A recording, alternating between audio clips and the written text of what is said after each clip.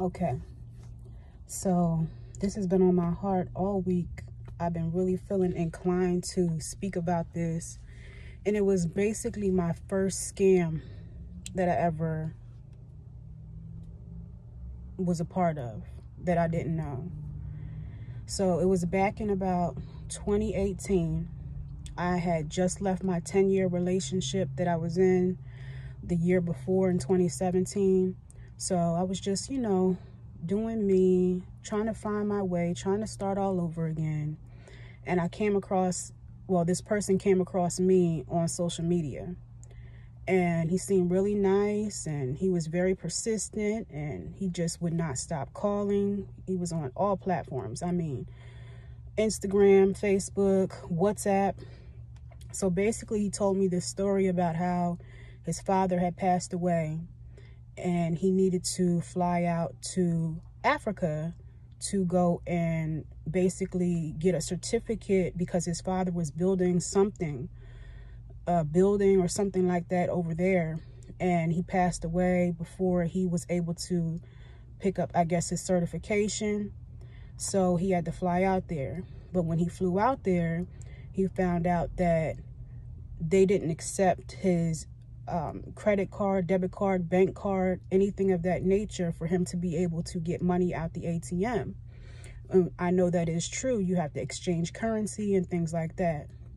So, we got to know each other over time, and he would ask me for help. He started asking me for help after a while to send him money. Then next thing you know, he was saying that his family out this way from like Chicago or something like that would send the money to me, and then I would need to go and pick up the money and send it to them. I had no idea it was a part of a scam. This was back in 2018. Now I hear it so much now in the present of how so many people got scammed the same way.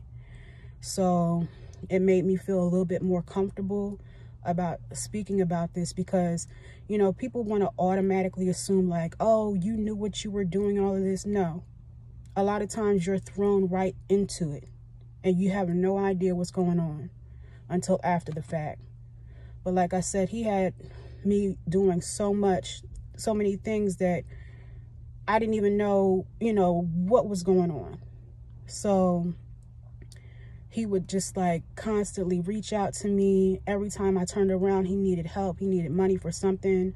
I was always sending him money. I even started a GoFundMe on Facebook. That was my very first GoFundMe I've ever done because my heart was in the right place. That's all I do. I love to help people. When people are in need, I like to, be there for them and see what I can do to make their situation better. I didn't want to see him out there struggling. I don't want to see anybody out there struggling.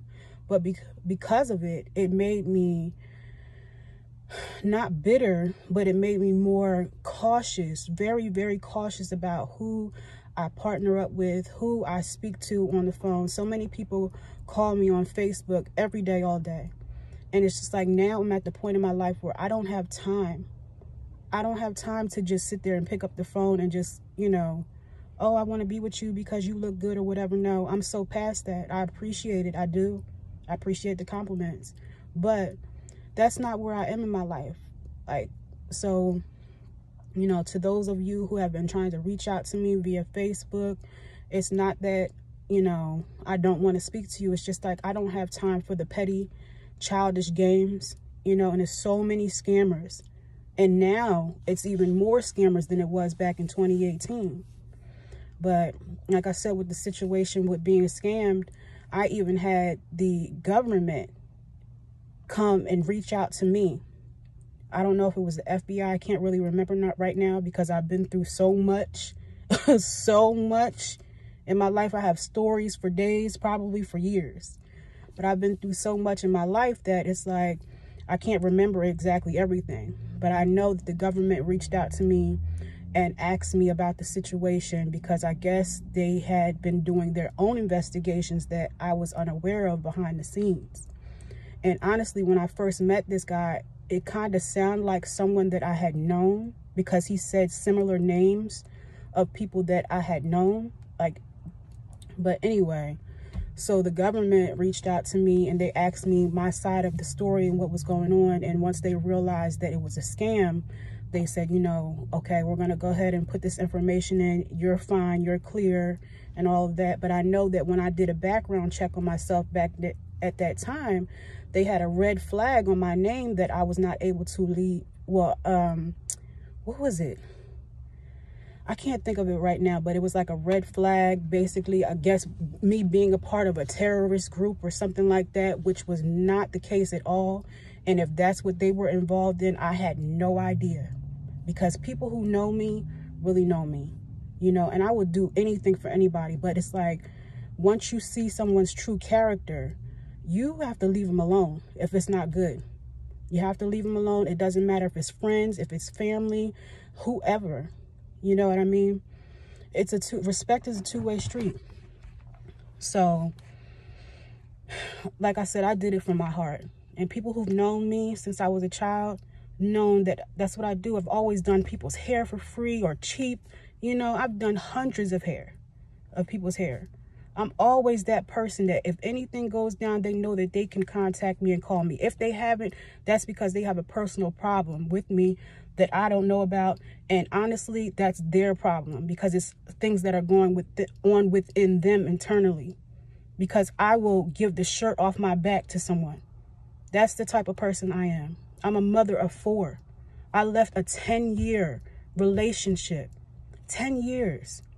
Never cheated. None of that. Always 10 toes down. But I was so depressed. I was so depressed for a long time. Because I was always listening to what everybody else said. Oh, you know, you need to stick it out. You need to do this. You need to do that. I was always constantly being put in the middle of everything, being the scapegoat for everybody. Nobody wants to take accountability and responsibility for their actions. They rather put it off on me to make them look like the good guy or the good girl. And now, like I said, with karma, what goes around comes around. If you lie about something, it's going to come out. The truth will always come to the light, no matter when it is. Some people hope that it won't come out until after they pass, or if it just passes over. But God is speeding up things. He's speeding them up. And the truths are being revealed. So it's like, I don't know why I felt inclined to speak about this at this moment, but somebody else needed to hear it. I know there's been plenty of people who've been through it. If you've been through this type of situation too, you know, duet this. Let me know, you know. And then at the end of me not dealing with this guy anymore, his name was Cena Jackson. On Facebook, Instagram, all of that. I believe I still even have some of the messages that he sent from years ago, even though I blocked him and deleted him. He had this fake profile picture of a light-skinned guy or whatever. To me, color doesn't matter. It's your heart. So at the end, when I really said I wasn't having anything to do with him, I kept blocking him, but he kept trying to come back at me on WhatsApp. He sent me a picture of himself crying, and it was an African guy.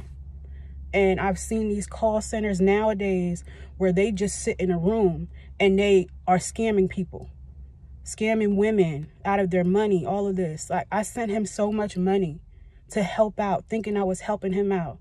Like, it was ridiculous. But I'm so glad that I'm over that and I came through that, and God knows my heart and God judges my heart, and he knows. And that's why he continues to favor me, because he knew that what I was doing was out of the kindness of my heart. And it was a lesson that I had to learn.